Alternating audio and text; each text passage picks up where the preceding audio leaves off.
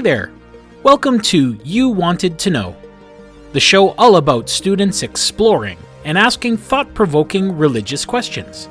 I'm Mr. N, and let's dive deep together into the realm of faith and spirituality. Mr. N, why did God make other planets, but we only live on planet Earth? Hi, Olivia.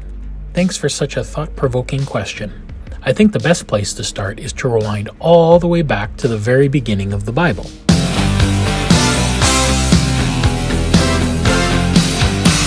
A reading from the book of Genesis.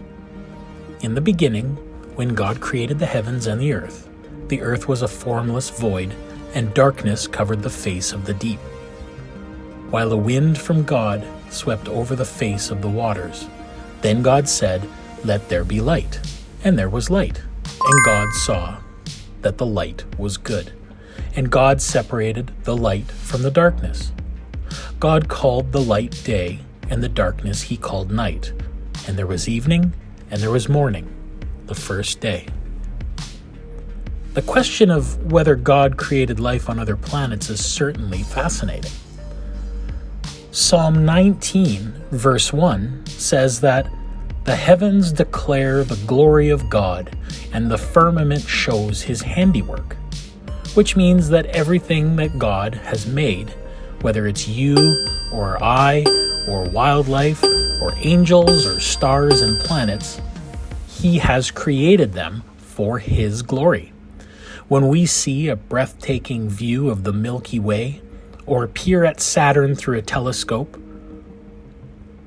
or see the solar eclipse, we are amazed at the wonders of God. King David also wrote in Psalm 8, verse 3, "I consider your heavens, the work of your fingers, the moon and the stars which you have ordained." When we think of the vast number of stars, and then read that scientists have discovered thousands upon thousands of galaxies, each containing millions of stars, we should be standing in reverent honor and fear of the Lord, so immense that he can make all that and call it the work of his fingers. In Psalm 147, verse 4, King David tells us, he counts the number of the stars. He calls them all by name. So it's impossible for us to know how many stars there are, not to mention the name of every star. From the book of the prophet Isaiah, we read, "Indeed, my hand has laid the foundation of the earth, and my right hand has stretched out the heavens. When I call to them, they stand up together." Space and planets were created for God's glory.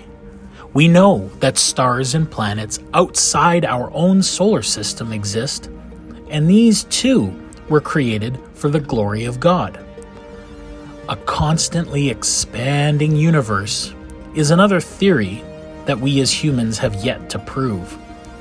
But we do know that the next star farther away from us than the sun is over 4 light years away.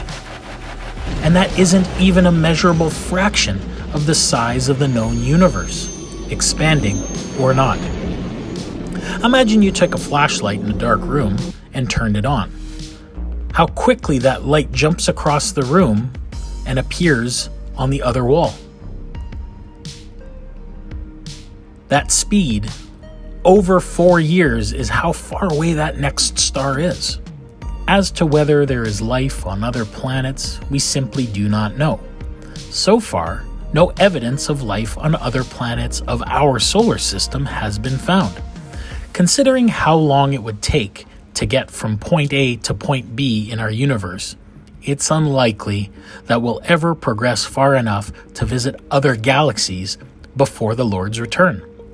Wherever life exists or doesn't exist, God is still the creator and controller of all things, and all things were made for his glory. Hopefully that answers your question, Olivia. Thanks for asking it, and we'll see you next time.